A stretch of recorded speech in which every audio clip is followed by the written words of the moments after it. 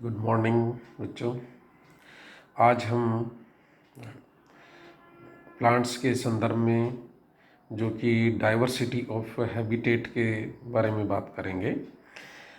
इसी के अंदर जो हिंदी में इसको कहते हैं आवास में विविधता के बारे में हमने पौधों की कई आकृतियों के संदर्भ के अंदर बात की है और आज है जो हम इसी की जो आवास है उसी के संदर्भ में हम बात करते हैं।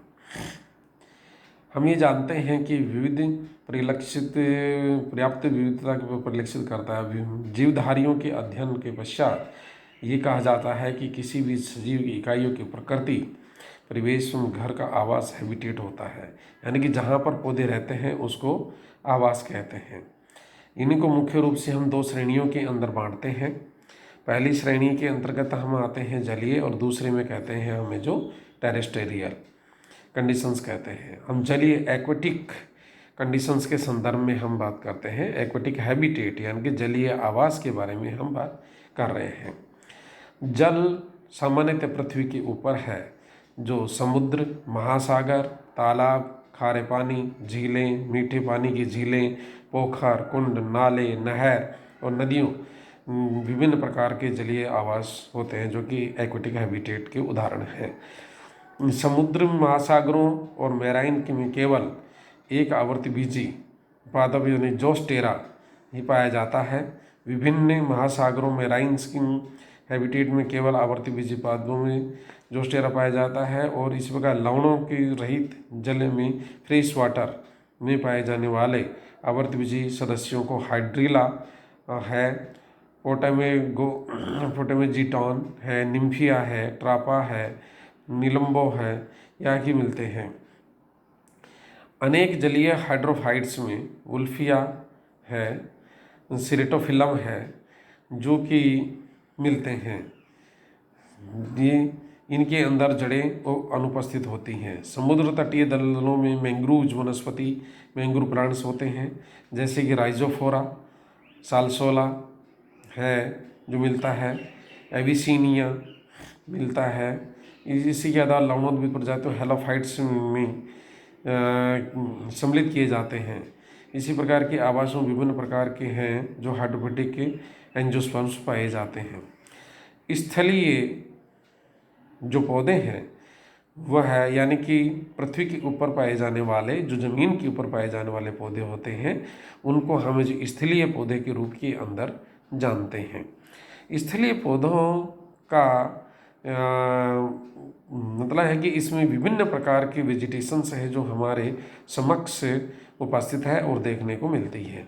इस समय बरसात का सीजन है, इस समय आपको बहुत सारे पौधे हैं जो एफिमरल से लेकर के और आपको ट्री प्लांट्स हैं जो हरे भरे दिखाई देते हैं। हरियाली हरियाली आपको दिखाई देती है। अब हम देखते हैं कि इनको टेरेस्टेरियल को कितने भागों में बांटते हैं। हम देखते हैं कि पहला भाग है इसको मीजोफाइट्स। मीजोफाइट यानी कि जो सामान्यतया उपलब्ध होता है, सामान्य परिस्थितियों में उपलब्ध होता है, उसको मीजोफाइट्स कहते हैं। जैसे मैंगो प्लांट है, इस प्रकार के प्लांट है जो, और अजेडायरेक्टा इंडिका है या नीम प्लांट है जो सामान्य परिस्थितियों के अंदर यानी कि मिलता है। आपका गुड़हल है जो ये इसी में यानी कि मिलता है, हिबिस्कस रोजा साइनेंसिस, तो ये मिलते हैं जिनको कि हमें जो इस कैटेगरी में रखते हैं। दूसरा है जीरोफिटिक जो कि शुष्क आवासों यानी कि ड्राई हैबिटेट्स में होते हैं या डेजर्ट के रूप के अंदर पाए जाते हैं, जिनको कि हम इसी आधार पर है जो रखते हैं। इसमें मरुस्थल या जीरोफाइट्स हैं जो दो प्रकार के होते हैं। एक तो पहाड़ों के जो पर्वतों के अंदर पाए जाने वाले, और दूसरा होता है डेजर्ट में यानी रेगिस्तान के अंदर पाए जाने वाले होते हैं। इन जो का जो शरीर होता है जो पहाड़ों पे पाए जाने वाले होते हैं उनमें कैनिवल ऑफ आइस के ऊपर पाए जाने वाले होते हैं, जिनके अंदर है जो उनकी पत्तियां बहुत ही मॉडिफाइड हो जाती हैं और मॉडिफाइड होने के कारण है जो वो है एक सुई के समान और आकृतियों में परिवर्तित हो जाती हैं। लेकिन दूसरी जो हम डेजर्ट के बारे में बात कर रहे हैं तो डेजर्ट प्लांट्स हैं जो कि उनकी पत्तियां फ्लैशी, स्टोर वाटर और म्यूसिलेज को स्टोर करने वाली हो जाती हैं।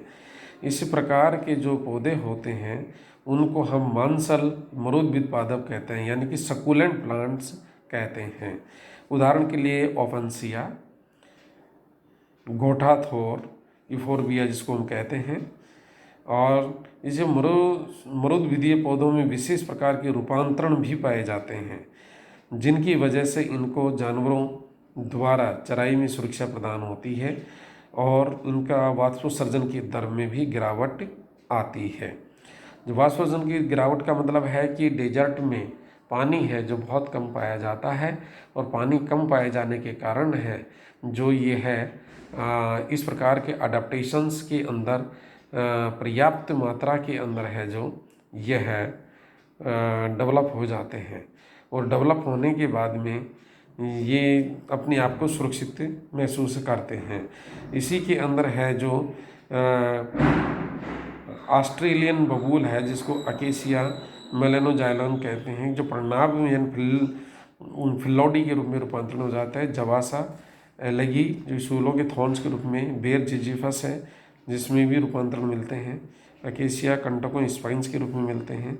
बडबेरी लंटाना इनमें भी कंटक होते हैं, यानी पिकल्स के रूप के अंदर होते हैं। इसमें रूपांतरण मॉडिफिकेशन से जो काफ़ी अधिक मिलते हैं। समोद्भिद पादप होते हैं जिनके अंदर ये फॉरेस्ट में काफ़ी अधिक मात्रा में पाए जाते हैं और डेंस ग्रोथ करते हैं। इसी प्रकार के से हैं जो कि सदाबहार यानी एवरग्रीन फॉरेस्ट होता है जो कि इसमें पाया जाता है। डेसिडुअस फॉरेस्ट होता है जो कि इसमें होता है। क्षेत्रीय भौगोलिक दृष्टि से हैं जो ये है स्थित होते हैं। जंगलों में अलग अलग वर्गों के रूप के अंदर है जो इनको बांटा जाए। उष्णकटिबंधीय यानी ट्रॉपिकल फॉरेस्ट, सब ट्रॉपिकल फॉरेस्ट, टेम्परेट फॉरेस्ट, और इसी के साथ इसी में एंजियोस्पर्म्स वेजिटेशंस हैं जो एल्पाइन्स वेजिटेशंस के रूप में और टिम्बर लाइन के रूप में, तथा इसमें एवरेज एनुअल रेनफॉल है जो बहुत अधिक होता है इनके अंदर जो, तो इसमें एवरग्रीन यानी कि मिलती हैं। कुछ इसमें एपिफिटिक और लताएँ भी पाई जाती हैं। इसी के अलावा हम जब दूसरे और आगे इनकी बात करते हैं तो इस स्थिति के अंतर्गत हम ये देखते हैं कि पादप हैं जो बहुत ही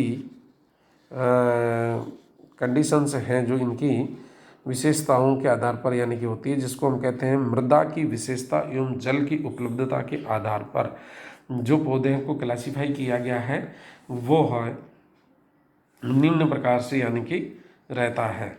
यह निम्न प्रकार से रहता है। तो इसी के अंदर है ऑक्जेलोफाइट्स यानी अम्लोद्भिद पौध। इसी में जो पादप होते हैं ऑक्जेलोफाइट्स हैं जो, इनके अंदर इस प्रकार की मृदा के अंदर कैल्शियम का अभाव पाया जाता है, और इनका पीएच है जिसका पीएच है जो 7 से कम प्राय 4 और 5 होता है। तो ये है रोडोडेंड्रॉन और अर्टिका और रूमेक्स इत्यादि हैं जो इसके उदाहरण हैं।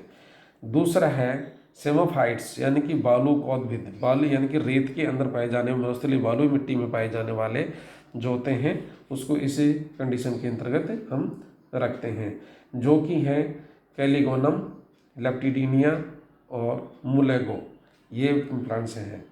हेलोफाइट्स, हेलोफाइट्स का मतलब आप जानते हैं कि जो है यानी कि जगह जहाँ पर साल्ट की मात्रा या लवण की मात्रा बहुत अधिक मात्रा में होती है। झीलों समुद्रों का जल लवणयुक्त मृदा में पाया जाता है। लवणोद्भिद के रूप में है जो काफ़ी अधिक मिलते हैं। राजस्थान के अंदर लवणोद्भिद या लवण की जो झीलें होती हैं जो 4 हैं, सांभर लेक, डीडवाना, पचभद्रा और लूणकरणसर, इस एरिया के अंदर काफ़ी अधिक मात्रा में है जो लवण इन सॉइल्स के अंदर पाया जाता है। इसी के साथ साथ में है जो कुछ लवण है जो नावा के आसपास है, जो राजास में, वहाँ पर की सॉइल में भी काफ़ी अधिक पाया जाता है। ये लेक्स हैं जो बहुत ही एंशिएंट टाइम की लेक्स हैं, और इन लेक्स के अंदर है जो पानी काफ़ी खारा होता है। तो इस वजह से इनको है जो हमें जो हेलोफाइट्स के रूप के अंदर जानते हैं। ये पादप जो खारे पानी की झीलें, समुद्री और जल और लवणयुक्त में होते हैं, लवणोद्भिद हेलोफाइट्स कहलाते हैं। इसमें सालसोला, शूडा, टेमेरेक्स, प्लांट्स होते हैं। कुछ मैंग्रोव पादप्स होते हैं जो समुद्र के किनारे पे पाए जाते हैं, राइजोफोरा, जो कि लवणों की अधिकता के अंदर पाए जाते हैं। इसके अलावा लिथोफाइट्स का मतलब ये होता है कि जो शैलोद्भिद यानी कि चट्टानों के ऊपर पाए जाने होते हैं, अनावृत चट्टानों के शिलांग और पथरीली भूमि पर पाए जाने वाले होते हैं। इन्हीं के बार्लेरिया होता है और लेपिडा गेटथिस थोर यूफोरबिया नीरीफोलिया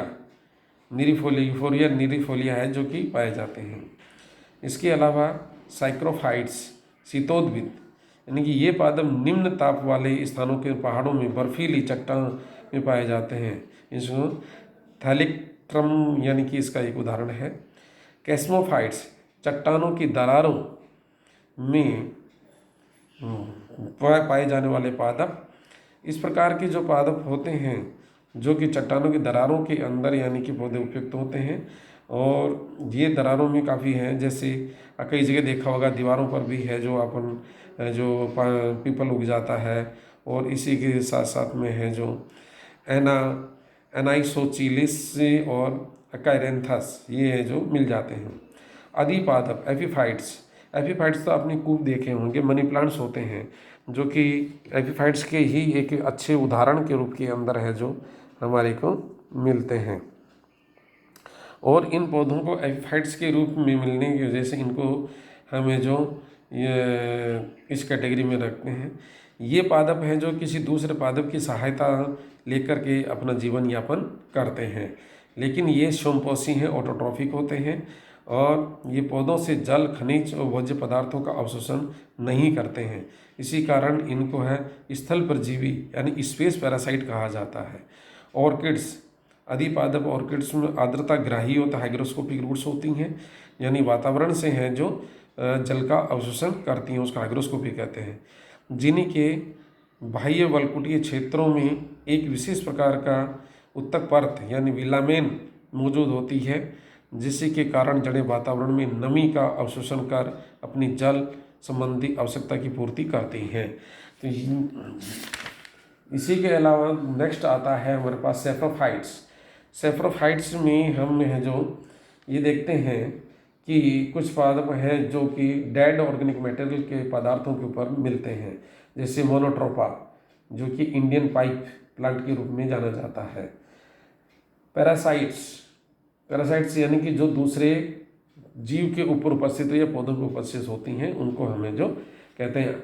इसमें आवृतबीजी पौधों का अपने पोषण के लिए दूसरे पौधों पर आश्रित होते हैं, उनको हम है जो इस कैटेगरी में रखते हैं, और जिसमें कस्कुटा अमरबेल होती है, ओरोबैंकी है। कीटभक्षी इंसेक्टिवोरस प्लांट्स हैं जो वो पौधे होते हैं जो नाइट्रोजन डिफिशियंसी वाले सोयल के अंदर यानी कि पाए जाते हैं, और ये स्वयंपोषी होते हैं, लेकिन नाइट्रोजन की कमी वाली मृदा में पाए जाते हैं। इनमें पोषण हेतु आवश्यक नाइट्रोजन की आपूर्ति के लिए कीटभक्षी पादप अपनी स्वयं रूपांतरित संरचनाओं की सहायता से सूक्ष्म कीड़ों को पकड़कर और पाचन कर लेते हैं, और इन पाचन करने से क्या है कि इनको नाइट्रोजन की पूर्ति होती है। ऐसे ही जो पादप है घटपर्णी यानी कि नेफेंथीज होता है, ड्रोसेरा है, और ब्लैडरवार्ट है यानी यूट्रिकुलेरिया है, इत्यादि हैं जो पादप हैं जो इस तरीके से हैं जो काफ़ी अधिक मात्रा के अंदर पाए जाते हैं। और ये पादप हैं जो कि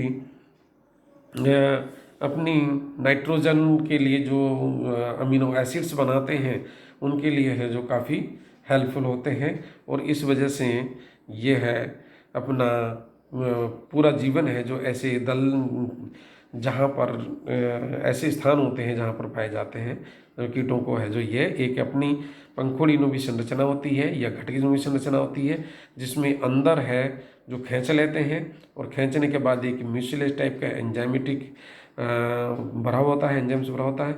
उस एंजाइम्स के अंदर वो डिकम्पोज हो जाता है, और यानी कि और कीट है जो कहने का मतलब कीट डिजोल्व हो जाता है, और डिजोल्व होने के बाद में वह है जो नाइट्रोजन जितनी भी निकलती है उसको है जो सारे खाद्य पदार्थ और नाइट्रोजन को यह अवशोषित कर लेता है।